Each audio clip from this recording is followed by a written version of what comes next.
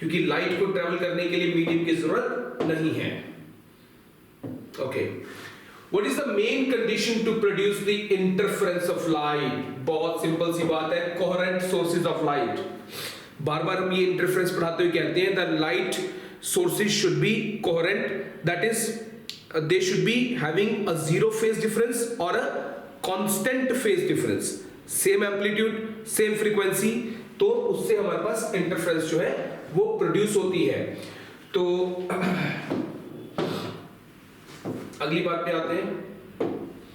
Alright guys, state the part difference between the waves for constructing interference in terms of lambda। Constructing नहीं, constructive कहेंगे। Okay, देखो बेटा, बड़ी simple सी बात करते हैं हम लोग। बात करते हैं यहाँ पे इंटरफेरेंस की, हर तरह की बात कर लेते हैं यहाँ पे, ताकि आप लोग कंफ्यूज ही ना हो। इंटरफेरेंस में दो बातें होती हैं, एक होता है मैक्सिमा बनता है, मैक्सिमा बनता है जिसको हम कहते हैं, बोलो क्या, कंस्ट्रक्टिव इंटरफेरेंस ही कहते हैं, और एक होता है बेटा मिनिमा, राइट। मैक्सिमा के लिए जो फेज डिफरेंस है वो होना चाहिए 2n पाई, और जो पाथ डिफरेंस है उसका रिलेशनशिप क्या होता है, lambda upon 2 pi into phi होता है, राइट। तो फाई कितना बना, 2n पाई, तो बोलो x कितना बन गया, lambda upon 2 pi into 2n pi, तो it becomes equal to what, tell me, n lambda. तो कंस्ट्रक्टिव इंटरफेरेंस के लिए path difference should be n lambda and phase difference should be 2n pi, very very important, right. और destructive के लिए क्या कहानी होगी बताओ? मिनिमा के लिए डिस्ट्रक्टिव इंटरफेरेंस में फेज डिफरेंस होता है 2n माइनस 1 पाई, या ये कई बार 2n प्लस 1 पाई भी लेते हैं, इसको ध्यान रहे, डिपेंड करता है कि n की वैल्यू शुरू कर रहे हैं आप 1 से या 0 से। तो पाथ डिफरेंस आता है इसमें 2n माइनस 1 लैम्डा बाई 2 या 2n plus 1 lambda by 2, depend करता है कि एग्जामिनर n की वैल्यू को कहां से पूछ रहा है। जब 2n माइनस 1 हो तो n starts from 1, 2n plus 1 हो तो n स्टार्ट्स फ्रॉम 0। ऑलराइट, तो हमने इसने तो एक ही पूछी मुझसे, पूछी भी पाथ डिफरेंस की टर्म में, मैंने आपको दोनों बता दी और दोनों की टर्म में बता दी, चाहे पूछा गया in terms of path difference, चाहे पूछा गया in terms of phase difference. बेटा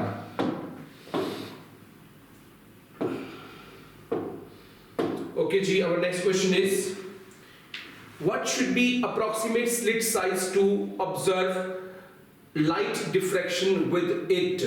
देखिए भाई, diffraction of light is the phenomenon of bending of light। light जो है छोटी छोटी slits में जो है जब गुजरती है तो वो बेंड कर जाती है, और जहां हम सोचते थे कि पहुंचनी चाहिए वहां से अलावा थोड़ी बिखर जाती है, तो बेंड हो जाती है। लेकिन ऐसा कब होता है? when the size of the slit or the obstacle is comparable to the wavelength of light used। जब हम लोग लाइट की जो वेवलेंथ है उसके कंपैरेटिवली जो साइज लेंगे तभी ऐसा संभव हो पाता है बेटा। तो कुल मिलाकर हम क्या बोल सकते हैं बच्चे कि approximate slit size to observe the light diffraction is of the order of the wavelength lambda. जितनी लाइट की वेवलेंथ इस्तेमाल करूंगा उतना ही हमारे पास स्लिट साइज अप्रोक्सीमेटली होना चाहिए।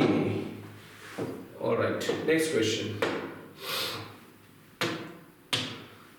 what is the angle between the reflected ray and the refracted ray if the angle of incidence is equal to angle of polarization? देखिए ये टॉपिक है ब्रूस्टर्स लॉ का। अगर आपने ढंग से अपना थ्योरी पढ़ा हुआ है ना तो ये क्वेश्चंस कुछ भी नहीं है बेटा, आई एम टेलिंग यू। देखिए ब्रूस्टर्स लॉ में क्या होता है कि अपने पास हम इस तरह की एक पार्शियली रिफ्रैक्टिंग और रिफ्लेक्टिंग स्लैब लेते हैं जिसका रिफ्रैक्टिव इंडेक्स म्यू होता है। यहां से रे ऑफ लाइट आती है, ये अनपोलराइज्ड लाइट होती है, इसको मैं एक स्पेशल एंगल ऑफ इंसिडेंस पे इंसिडेंट करता हूं जिसको मैं आईपी कहता हूं। ये होती है रिफ्लेक्टेड लाइट जो जाती है प्लेन पोलराइज्ड, और ये होती है बेटा अपने पास refracted light which is not polarized. तो ब्रूस्टर लॉ की कंडीशन ही है कि angle between the reflected and the refracted light should be pi by 2 और 90 डिग्री, राइट। तो और इसमें से जब फॉर्मूला निकालते हो फॉर्मूला आता है tangent of IP is equal to mu, या कह लो IP is equal to tangent inverse mu. तो ये भी आपसे पूछ सकता है फॉर्मूला ये।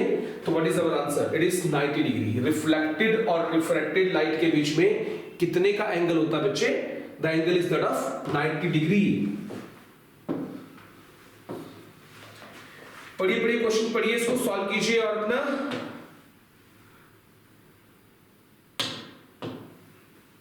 आंसर लिखिए। What is the phase difference between phase difference corresponding to path difference lambda of two waves reaching at point. इसको आपको दो तरीकों से बताता हूं बेटा, देखिए ध्यान दीजिए। अगर आप एक वेव बनाते हो ना ऐसे, तो ये होता है 2 पाई हम जानते हैं, और ये एक वेवलेंथ भी होता है। ऑलराइट, ठीक है ना, ये बात हम जानते हैं। What is the phase difference corresponding to a path difference of lambda of two waves reaching a point. कह रहा फेज डिफरेंस कितना होगा उनके बीच में एक पॉइंट पे जो पहुंच रही है।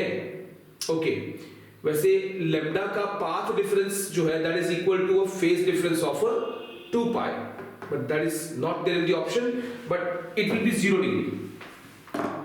Why? The most appropriate answer is 0 degree. देखिए बेटा 2 पाई के बाद वेव रिपीट हो जाती है, वही 0 से कहानी हमारी शुरू हो जाती है। ऑलराइट, तो हम ऐसे भी कहते हैं इसको कि path phase difference of 2 pi is actually a phase difference of 0, because 2 पाई के बाद वेव रिपीट होना शुरू हो जाती है बेटा। तो हम इसका आंसर एप्रोप्रिएटली क्या ले सकते हैं बेटा? 0 ले सकते हैं। वैसे 2 पाई इसका आंसर है ना, बट 0 भी चलेगा, 0 में कोई दिक्कत नहीं है। मोस्ट एक्यूरेट आंसर में चूज करना होता है।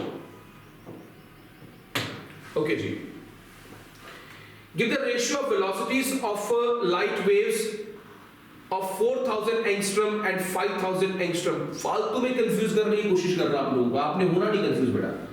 देखिए 4000 एंगस्ट्रॉम और 5000 एंगस्ट्रॉम की जो अपने पास लाइट वेव्स हैं उनकी वेलोसिटीज का रेशियो पूछ रहा है। अरे लाइट है, इलेक्ट्रोमैग्नेटिक वेव है, इलेक्ट्रोमैग्नेटिक वेव है, तो इसका मतलब दोनों जो है वैक्यूम में सेम स्पीड से ट्रेवल करेंगी। अगर सेम स्पीड से ट्रेवल करेंगी तो रेशियो क्या आएगा? 1:1। Simple.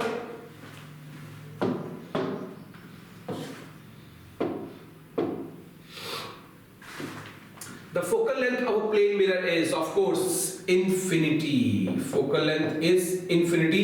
Power is 1 upon focal length, which is 1 upon infinity 0. ना तो ये ऑब्जेक्ट के साइज को बढ़ाता है ना घटाता है, जितना है उतना ही रखता है, इसलिए इसकी पावर 0 है। और what is the focal length? Tell me. Focal length is infinity.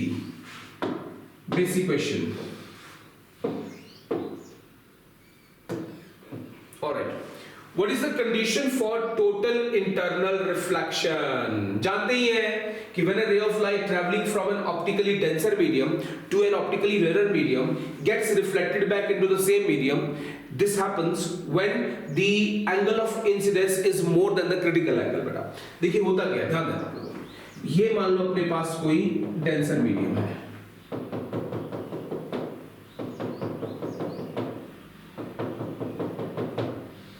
Concept को भी समझो साथ में, कोई जल्दी नहीं है। ये अपने पास यहां पे एक ऑब्जेक्ट है, कोई भी रे ऑफ लाइट जब निकलेगी तो यहां से सीधी निकल जाएगी नॉर्मल इंसिडेंस में, जो यहां पहुंचेगी ये नॉर्मल बना, ये रिफ्रैक्ट होगी ऐसे जाएगी, फिर आपने इसको और एंगल पे इंसिडेंट किया, ये और रिफ्रैक्ट होगी, फिर आपने एंगल ऑफ इंसिडेंस और बढ़ाया, ये ग्रेजिंग एमर्जेंस पे चली गई। इस खास एंगल को हम लोग कहते हैं क्रिटिकल एंगल, और तब रे of light suffers grazing emergence, या कह लो कि angle of refraction is 90 degree. और अगर मैं इससे बड़ा कर दूं अपना एंगल, यहां पे इससे बड़ा कर दूं, तो ray of light gets reflected back into the same medium following the laws of reflection, और I is equal to R बन जाता है। ऑलराइट, तो बड़ी सीधी सी बात है बेटा कि रे ऑफ लाइट को कहां से कहां ट्रेवल करना है, ऑप्टिकली डेंसर मीडियम से ऑप्टिकली रेयर मीडियम में। इसका रिफ्रैक्टिव इंडेक्स म्यू है, अगर इसका 1 है तो हम क्या बोल सकते हैं यहां बेटा कि sin IC by sin 90 मैं स्नेल्स लॉ लगा रहा हूं इस कंडीशन के लिए, क्या बना बोलो, ये बन गया जिस मीडियम में गए वो 1 है, जहां से आए वो म्यू है, तो बना sin IC is equal to 1 by mu, या कह लीजिए IC is equal to sin inverse 1 by mu. That becomes the value of the critical angle। ये भी पूछ लेते हैं हमसे, इसलिए पहले बता रहा हूं, अगले क्वेश्चन का काम पहले कर रहा हूं। देख लीजिए एक बार, तो मेन मुद्दे की बात क्या है, ray should travel from denser to rare medium. देखो कितना चालाक है ऑप्शन देने में, ये देता है बोथ ए और बी, ए या बी में से कोई हो सकता कहता नहीं भाई, रे जो है it should travel from denser to rare medium for total internal reflection to take place for sure. Alright guys, next question. Why does sky appear blue due to scattering of light? देखिए पता होना चाहिए आपको sky का blue colour क्यों होता है, diamond की ब्रिलियंस क्यों होती है, मिराज क्यों होता है, छोटी बातें हैं, बताता हूं। असल में क्या होता है, स्कैटरिंग जो होती है ना, scattering that is inversely proportional to 4th power of lambda.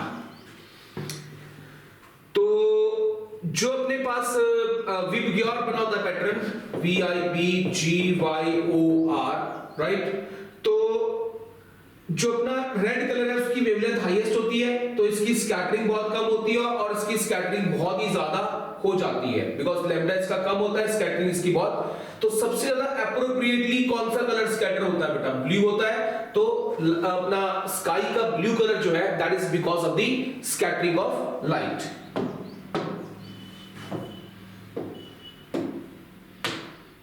Alright. What causes the brilliance of a diamond? Total internal reflection। देखो एक्चुअली क्या होता है बेटा, बताता हूं आपको मैं, जो डायमंड का म्यू होता है ना, म्यू ऑफ डायमंड वो होता है 2.4 के अराउंड, काफी हाईएस्ट म्यू होता है इनफैक्ट डायमंड का।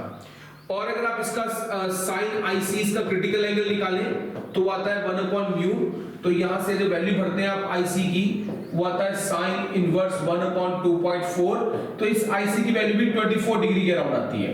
बहुत छोटा एंगल होता है क्रिटिकल एंगल इसका, तो छोटा एंगल होने से टोटल इंटरनल रिफ्लेक्शन होने के चांसेस बढ़ जाते हैं। तो what is the reason behind the brilliance of a diamond? It is nothing but what, tell me, total internal reflection. Determine the refractive index of a substance if critical angle is 45 degree। आ गया ना question, देखो sin of IC is equal to 1/म्यू, right. इसने बोला कि determine the refractive index if critical angle is 45 degree, तो भाई दे दो sin of 45 degree is equal to 1/म्यू, 1/√2 is equal to 1/म्यू, which implies mu is equal to what, tell me, √2। So what is our answer? This is our answer, mu is equal to √2। तो ये formula मैंने भी थोड़ी देर पहले derive किया था, अगर आपको याद होगा तो।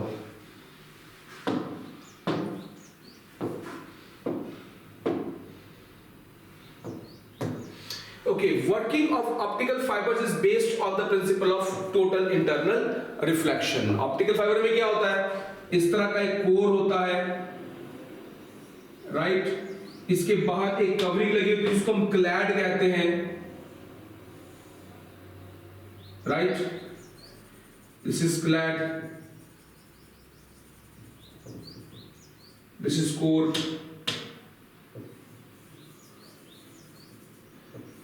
इस तरह चलता है अपना ऑप्टिकल फाइबर आगे, ओके। ये बाहर ब्लू कलर और अंदर रेड कलर, लाइक दिस। तो इसका रिफ्रैक्टिव इंडेक्स थोड़ा ज्यादा होता है, इसको μ2 बोल दो, इसको μ1 बोल दो, तो μ2 की वैल्यू थोड़ी बड़ी होती है μ1 से। तो जब कोई रे ऑफ लाइट बाहर से आती है ना इस तरीके से, पहले तो इसकी यहां पे रिफ्रैक्शन होती है, फिर यहां जाती है, तो यहां पे इसको हम लोग क्रिटिकल एंगल से बड़े एंगल पे इंसिडेंट करते हैं और ये बार बार टोटल इंटरनल रिफ्रैक्शन इसकी सफर होती है, और इस तरह से ऑप्टिकल फाइबर काम करता है on the basis of the total internal reflection. An air bubble inside the water behaves as, देखो वैसे इसको ना ऐसे नहीं बोलना चाहिए था जैसे इसके आंसर दिए हैं, मैं समझता हूं थोड़ा डिफरेंट तरीके से इसके आंसर होने चाहिए थे। देखो बेटा, एक कॉन्वेक्स लेंस होता है ना, जो कॉन्वेक्स लेंस, हम जो कॉन्वेक्स लेंस बनाते हैं तो हम कहते हैं कि कोई रे ऑफ लाइट आएगी सीधी तो वो फोकस पे जाएगी, कोई रे ऑफ लाइट आएगी सीधी तो वो फोकस पे जाएगी। लेकिन ऐसा हम पता है कब बोलते हैं, हमने इसका रिफ्रैक्टिव इंडेक्स माना होता है μ2, इसका माना होता है हमने μ1, ऑलराइट, और हमने लिया होता है कि μ2 की वैल्यू μ1 से क्या है, बड़ी है, ऑलराइट, μ2 की वैल्यू μ1 से क्या है बच्चे, बड़ी है, तो ये कन्वर्ज करता है, कोई दिक्कत नहीं है, ऑलराइट।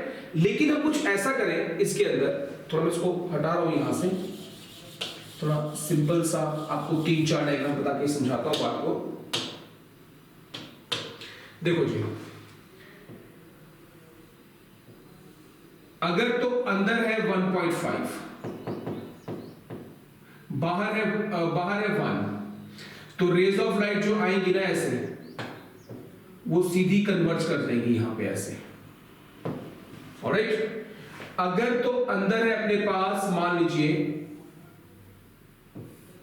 1.5 ही और बाहर ले लिया मैंने 1.2, तो रेज ऑफ लाइट आएंगी, अब उतना अच्छा कन्वर्ज नहीं करेगी, कन्वर्ज तो करेगी, बोलो क्यों, बिकॉज अब डिफरेंस जो है अपने ऑप्टिकल डेंसिटी थोड़ा कम हो गया बेटा, बाहर है 1.2, अंदर है कितना 1.5। अगर मैंने बाहर वाले मीडियम का रिफ्रैक्टिव इंडेक्स उतना ही कर दिया जितना अंदर वाले का है, मतलब बाहर ही मैंने वही ले लिया मीडियम जो कहां पे है, बोलो अंदर है, तो क्या कोई डिफरेंस फील होगा, कोई डिफरेंस फील नहीं होगा, रे ऑफ लाइट सीधी निकल जाएगी, जीरो पावर हो जाएगी इसकी, ऑलराइट। लेकिन चौथा जो केस इसने पूछा है, an air bubble inside the water, okay fine, अगर ये रहा अपने पास एक कॉन्वेक्स लेंस, इसको रखा मैंने बाहर 1.7 में, खुद है इसका 1.5, अंदर का रिफ्रैक्टिव इंडेक्स अगर बाहर वाले से कम हो जाए तो रे ऑफ लाइट जो है इट गेट्स डाइवर्ज्ड, तो it starts behaving like a diverging lens, it starts behaving like what tell you बेटा, और डाइवर्जिंग लेंस। उल्टा होगा कनकेव के लिए, अगर कनकेव रखूंगा ऐसे मीडियम में जिसका रिफ्रैक्टिव इंडेक्स उसके खुद के मीडियम से ज्यादा है, तो इट विल स्टार्ट कन्वर्जिंग। तो एयर बबल इनसाइड वाटर, अगर ये मेरे पास वाटर है मान लीजिए, एयर बबल की जो शेप होती है ना बेटा, वो होती है कॉन्वेक्स की तरह, तो अगर शेप इसकी कॉन्वेक्स की तरह है, अंदर रिफ्रैक्टिव इंडेक्स 1 है, बाहर कितना है बोलो, बाहर 0 है, अंदर कितना है रिफ्रैक्टिव इंडेक्स 1, बाहर कितना है 1.33, बाहर वाटर है, तो रे ऑफ लाइट जो आएगी वो डाइवर्ज करेगी बेटा।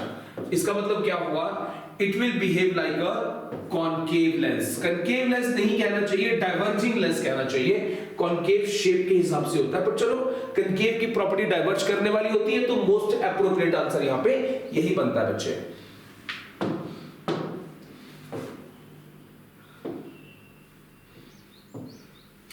The image formed by objective of a compound microscope, ध्यान दीजिए, objective lens of a compound microscope. देखिए कंपाउंड माइक्रोस्कोप में मालूम है क्या क्या होता है, ये रहा अपने पास एक ऑब्जेक्टिव लेंस, ये रही अपने पास एक प्रिंसिपल एक्सिस, ऑलराइट, ये रहा अपने पास कोई रे ऑफ लाइट लेते हैं यहां से, ये रहा इसका फोकस, ये रहा इसका double of focus objective lens का, optical center C1, focus, double of focus, यहां रखते हैं हम ऑब्जेक्ट को, कोई ray parallel to principal axis passes through focus and that goes through optical center, goes undeviated, right। इस रे को हम लोग इस्तेमाल करते हैं as what tell me, as an object for an eyepiece lens, ये रहा eyepiece lens, okay। और जब इसको मैंने इस्तेमाल, इसका फोकस हम यहां लेते हैं eyepiece lens का, फोकस यहां लेते हैं eyepiece lens का, any ray parallel to principal axis passes through focus and that goes through optical center, goes undeviated, और ये आगे जाकर के यहाँ पे मिल जाती है इस जगह पे, और मेरे पास यहाँ पे फाइनल इमेज बन जाती है। तो भाई इसने मुझसे किसकी इमेज पूछी है, इसने पूछी है मुझसे objective of a compound.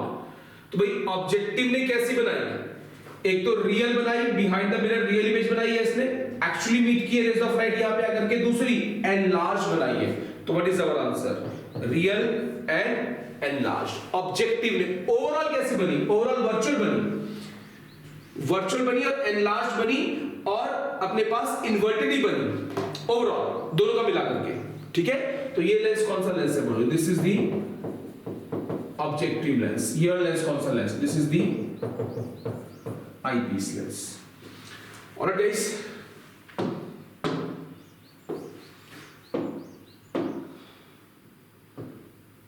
okay, pencil beaker filled with water seems to be broken or bent due to the refraction effect.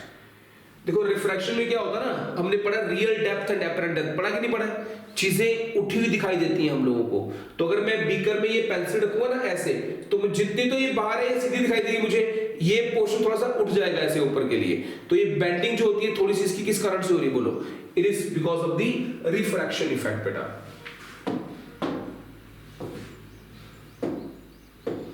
Okay, mirage is a phenomenon due to total internal reflection.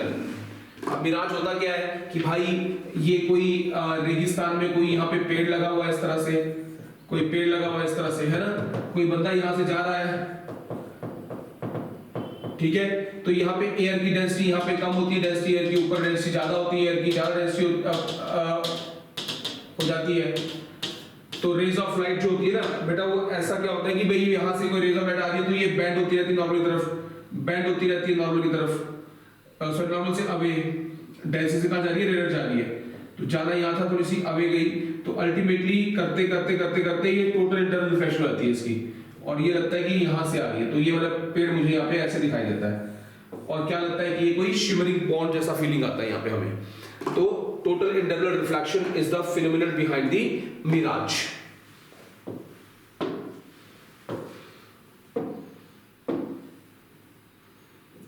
Okay. What are coherent sources of light? Sources which emit light of same frequency, बिल्कुल ठीक है। Sources which emit waves of same phase, ये बिल्कुल ठीक है। C में कह रहा है be or having constant phase difference, बिल्कुल ठीक है भाई। तो भाई अपना सारी कहानियां ठीक है, तो इसका आंसर क्या है बेटा? All of these which emit light of same frequency, same phase, having constant phase difference, तो सारी कहानी कोहेरेंट सोर्सेज की ही प्रॉपर्टीज है। Please read the article coherent sources of light क्या होते हैं। ओके जी, अगला क्वेश्चन बेटा अपने पास,